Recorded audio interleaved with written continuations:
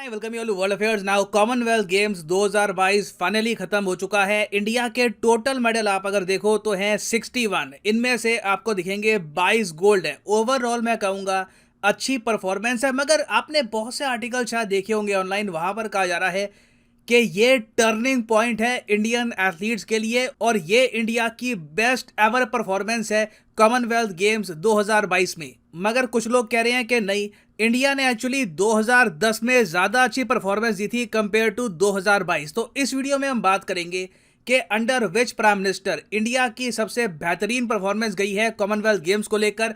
Of course मैं ऐसा नहीं है कि अपने हिसाब से आपको बताऊंगा कि कौन बेहतर है, मैं आपके सामने डेटा रख दूंगा और इन दी एंड मैं आपसे जानना चाहूंगा कि आप किस परफॉर्मेंस को बेहतर मानते हैं, 2010 या फिर 2022। तो इस टॉपिक को इन डेप्थ डिस्कस करेंगे, मगर आगे बढ़ने से पहले आपसे पूछूंगा एक क्वेश्चन जिसका आंसर आप सब लोग करोगे कमेंट सेक्शन में।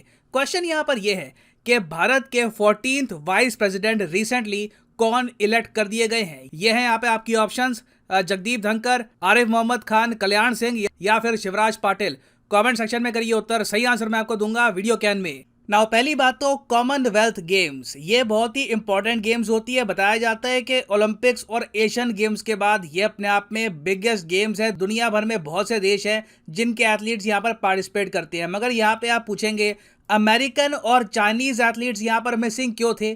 क्योंकि कॉमनवेल्थ गेम्स की जब शुरुआत हुई थी तब इसको कहा जाता था द ब्रिटिश एम्पायर गेम्स। जी हाँ, लिटरली 1930 में इसकी शुरुआत हुई और ब्रिटिश एम्पायर ने उस वक्त ये सोचा कि इतना बड़ा एम्पायर है, हमारी इतनी कॉलोनीज हैं, चलो इन कॉलोनीज से ना हम इकट्ठा करके हम अंदर ही एक ब्रिटिश एम्पायर गेम्स होस्ट करते हैं। और लिटरली वही आइडिया कंटिन्यू किया जा रहा है कॉमनवेल्थ गेम्स में। जो भी देश जो एक टाइम पे ब्रिटेन के गुलाम थे ये सब इकट्ठा होकर पार्टिसिपेट करते हैं इस गेम में। हालांकि रिसेंटली कुछ कंट्रीज को यहाँ पर ऐड किया गया है जो कभी भी ब्रिटेन की कॉलोनीज नहीं थी। For example Mozambique, Rwanda, Togo, Gabon, ये सब देश है जिनका कोई इतिहास नहीं है ब्रिटिश एम्पायर के साथ, मगर फिर भी इनको कॉमनवेल्थ ग्रुप में ऐड किया गया है। और कॉमनवेल्थ ग्रुप हर 4 साल में करवाता है कॉमनवेल्थ गेम्स। इंडिपेंडेंट इंडिया ने सबसे पहले कॉमनवेल्थ गेम्स में पार्टिसिपेट किया था 1954 में। पहले अटेम्प्ट में कोई मेडल हाथ नहीं लगा, ना ब्रॉन्ज, ना सिल्वर, ना गोल्ड। उसके बाद जैसे जैसे साल बीतते गए इंडिया की परफॉर्मेंस इंप्रूव हुई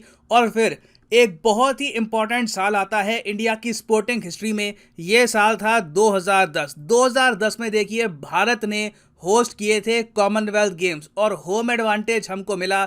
हमने यहां पर टोटल सिक्योर किए 38 गोल्ड मेडल, 27 सिल्वर, 36 ब्रॉन्ज और टोटल 101 मेडल इंडिया ने जीत लिए। ऑस्ट्रेलिया के बाद नंबर 2 पे आ गया था यहाँ पर इंडिया। अब उसके बाद आप अगर देखो तो 2014 के कॉमनवेल्थ गेम्स में इंडिया ने जीते 64 मेडल, 2018 में जीते 66 और अब मोस्ट रिसेंटली बर्मिंघम यूके में जो कॉमनवेल्थ गेम्स हुए हैं वहां पर इंडिया ने जीते हैं 61 मेडल। अब यहाँ पे आप कहोगे 2010 से लेकर 2022 अगर हम कंपेयर करो तो सबसे ज्यादा लोएस्ट टोटल है ये मेडल्स का।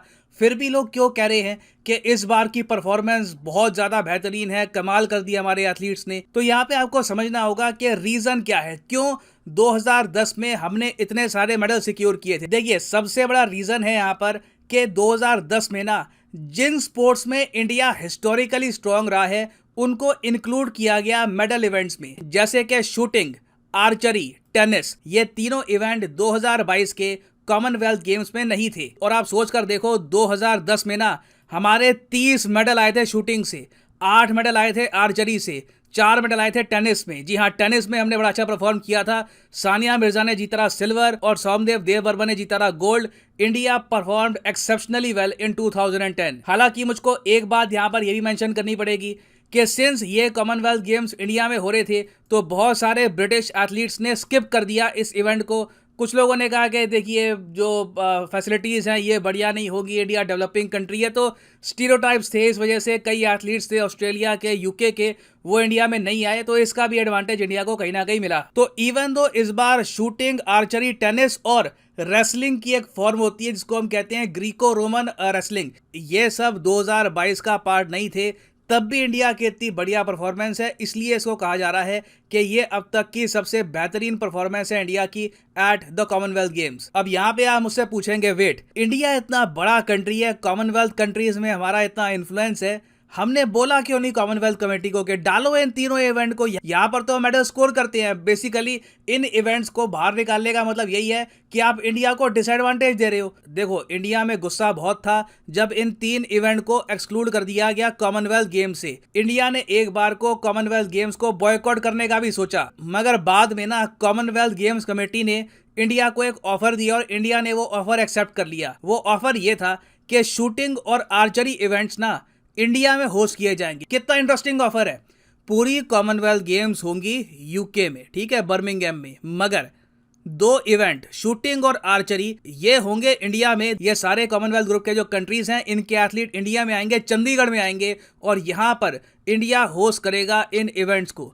और यहाँ से मैं आपको बता रहा हूँ आराम से ना इंडिया के मतलब एटलीस्ट कह रहा हूँ 25 मेडल तो आराम से आते इन दोनों इवेंट से। अब यहाँ पर आप कहोगे तो फिर ये हुआ क्यों नहीं? चंडीगढ़ में कुछ सुनने में तो नहीं आया कि कोई इवेंट हुआ है। देखिए, ये होती है किस्मत। अनफॉर्चुनेट बात ये है कि कोविड-19 की वजह से जो कॉमनवेल्थ गेम्स की चैंपियनशिप चंडीगढ़ में होनी थी ये हमको कैंसिल करनी पड़ी। कितनी ज़्यादा एक सैड बात है, अनफॉर्चुनेट है इंडिया के लिए कि बहुत सारे मेडल जो हमारा मेन इवेंट था वहां से नहीं आए। तो इंडिया के टोटल मेडल आप अगर देखो 61 है ना, और इंडिया के एक पायदान ऊपर आपको मिलेगा कनाडा। आप अगर देखो गोल्ड मेडल हमारे 22 है, इनके 26 हैं। अगर शूटिंग आर्चरी का इवेंट जो इंडिया में होना था अगर ये प्रॉपरली हो जाता, आराम से इंडिया कनाडा को बीट करके नंबर 3 पे आ जाता। नंबर 2 पे इंग्लैंड को हराना थोड़ा सा ट्रिकी रहता क्योंकि इंग्लैंड ने बहुत अच्छा परफॉर्म किया इस बार, क्योंकि सिंस ये गेम्स हो रहे हैं बर्मिंघम में, होम एडवांटेज मिलता है कंट्री को। ऑस्ट्रेलिया को ये लोग बीट नहीं कर पाए नंबर 1 स्पॉट के लिए, मगर फिर भी अपने आप में इन लोगों ने काफी अच्छा परफॉर्म किया, तो इंडिया आराम से 3rd स्पॉट ले लेता। तो एक्सपर्ट्स इसलिए यहाँ पर कह रहे हैं कि सिंस इंडिया को इतना बड़ा एक डिसएडवांटेज था, आर्चरी, टेनिस, शूटिंग ये इवेंट्स यहाँ पर इंक्लूडेड नहीं थे, तब भी इंडिया ने इतना अच्छा अगर परफॉर्म कर लिया, it is know small feet. और आप अगर देखो इस बार हमारा फोकस कहाँ रहा है, कहाँ से हमारे सबसे ज़्यादा मेडल आए हैं, आप देखोगे बैडमिंटन में हमारे काफ़ी मेडल आए हैं। एथलेटिक्स में हमने 8 मेडल निकाले इस बार, 3 ब्रॉन्ज, 4 सिल्वर, 1 गोल्ड। ये एक बहुत ही ज़्यादा अच्छी बात है, क्योंकि मैं आपको ये बता दूँ ऑस्ट्रेलिया, इंग्लैंड अगर आपको टॉप पे दिखते हैं ना, तो इसके 2 रीज़न है।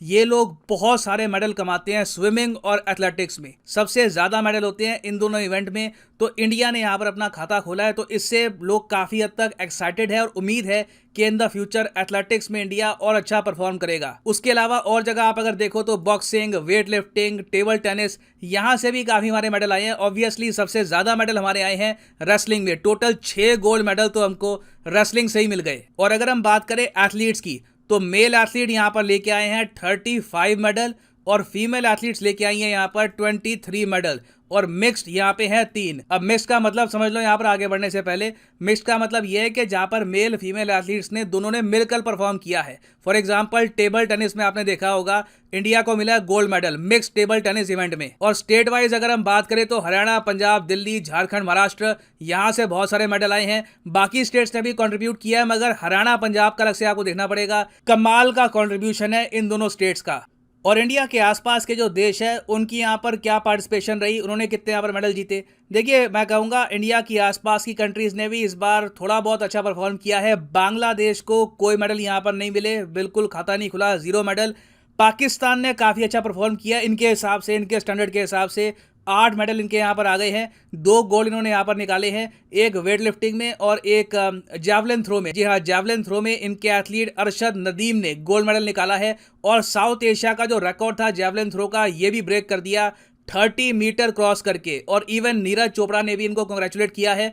और आई थिंक आने वाले इवेंट्स में एक अच्छा कंपटीशन रहेगा इंडिया पाकिस्तान का जैवलिन थ्रो में कि कौन ज़्यादा अच्छा परफॉर्म कर पाएगा, नीरज चोपड़ा या फिर Arshad Nadeem. It is good for the sport. उसके अलावा आप अगर देखो तो श्रीलंका के आए हैं टोटल 4 मेडल, 1 सिल्वर और 3 ब्रॉन्ज। तो यहाँ पर मैं पूछना चाहूँगा आपसे कि आपके हिसाब से in terms of overall performance आप क्या 2010 को काफ़ी हाईली रेट करते हो या फिर 2022 को? लिखिएगा इसके बारे में कमेंट सेक्शन में, मैं जेन्युइनली जानना चाहूँगा आपका ओपिनियन। ना वापस आते हैं अपने क्वेश्चन पे, the 14th vice president of India, तो सही उत्तर है यहाँ पे ऑप्शन ए। और यहाँ पर आप देख पाओगे article, the 14th vice president of India has been chosen. और फाइनली यहाँ पर मैं ये भी ऐड कर दूं कि आप किसी भी एग्जाम की तैयारी कर रहे हैं तो अनअकैडमी का अभी स्पेशल एक ऑफर चल रहा है जिसके अंडर आपको 6 मंथ्स एक्स्ट्रा मिलेंगे। फॉर एग्जांपल लेट्स से आप प्रिपेयर कर रहे हैं फॉर यूपीएससी, तो आप यहाँ पर यूपीएससी सब्सक्रिप्शन के लिंक पर करोगे क्लिक और यहाँ पे आप देख पाओगे लिखा हुआ है कि आपको 12 महीने एक्स्ट्रा मिलेंगे अगर आप 36 महीने का कोर्स परचेज करते हैं। अगर आप 24 महीने का कोर्स परचेज करते हैं तो 6 महीने आपको एक्स्ट्रा मिलेंगे। तो मेरे हिसाब से बेस्ट यहाँ पे ऑफर है 36 महीने का, क्योंकि सीधा आपका जो 3 साल का आपकी वैलिडिटी है ये बन जाएगी 4 साल की अगर आप अभी ये कोर्स परचेज करते हैं। तो अगर आपके पास अभी टाइम है, आप एक कॉलेज स्टूडेंट है, आराम से आप मानते हैं कि 2024-25 के आसपास एक जेन्युइन अटेम्प्ट देना यूपीएससी का, तो आप जो ये 36 महीने का कोर्स है ये कर सकते हैं purchase. Automatically you will get 12 months free. ये डिस्काउंट ऑफर 12 अगस्त तक है। 12 अगस्त मध्य रात्रि को ये ऑफर खत्म हो जाएगा। और जो यहाँ पर प्राइसेस लिखे हैं ये भी पे करने की आवश्यकता नहीं है, सिंपली यहाँ पर कोड डालिए PD10 और आप देखेंगे प्राइसेस अपने आप यहाँ पर गिरना भी स्टार्ट हो जाएंगे। So use the code PD10 and save money. So इसी नोट के साथ ये है वीडियो का अंत। Thank you for listening and as always God bless you all.